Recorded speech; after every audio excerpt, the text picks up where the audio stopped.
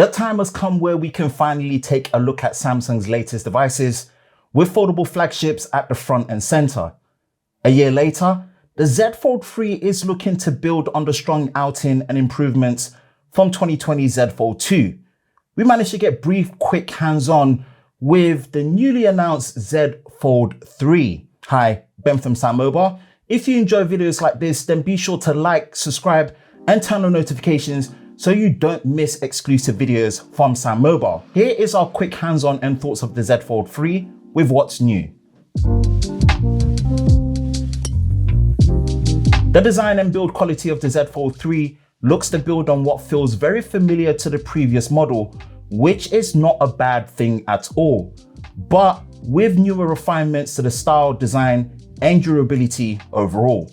We have new colors and finishes for the Z Fold 3, which come in Phantom Black, Phantom Green, and Phantom Silver, which follow a much nicer matte finish all around. There is a slight weight reduction to 171 grams with the use of Gorilla Glass Victors and what Samsung are calling their strongest aluminium yet, armored aluminium. There is also a slight styling change to the camera modules at the rear also. Most importantly is finally the addition of IPX8, which rates the Z Fold 3 for water resistance up to 1.5 meters of fresh water for up to 30 minutes, but with no protection against dust. These are all welcome new additions and refinements to the Z Fold 3 and looks to make the overall build stronger than ever. In terms of the size and form factor of both the cover display and the inner folding display, the Z Fold 3 sticks to nearly the same formula with slight changes, if noticeable at all. With the cover display, we are still working with a 6.2-inch edge-to-edge display with a single center hole punch and a slight change to the aspect ratio at 24.5:9. The big difference with the cover display is now we finally have 120Hz adaptive refresh rate with the dynamic AMOLED 2X display and not a noticeable resolution increase to 2268x832. Do note that the refresh rate is linked to both displays at the same time and you cannot separate them at the current moment. The inner folding display sees no changes in size, resolution, and refresh rate at 6.7 inches, 2208x1768 resolution, and 120Hz adaptive refresh rate.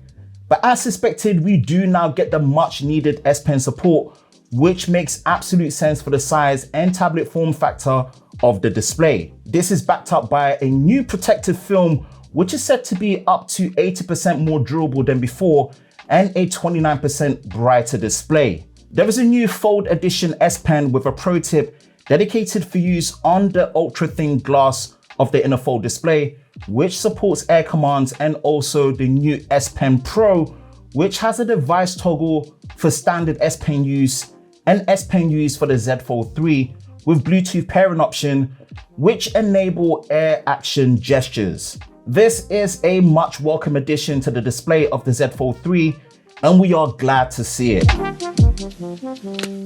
The camera hardware of the Z Fold 3 brings another similar experience to the rear and front cover display.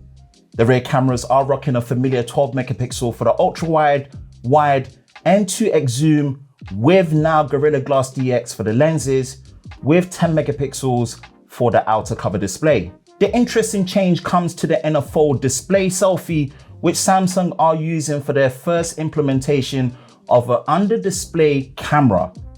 The under-display camera is using a 4 megapixel sensor at f1.8 aperture with a pixel size of 2.0 microns and a field of view of 80 degrees. It's interesting to see how the under-display camera deactivates and activates as you switch from the rear to the front when in the camera UI, and also the lack of visibility when swiping and navigating the UI. More testing is needed for the overall image quality for photos and video, but this is an interesting implementation and addition, no doubt.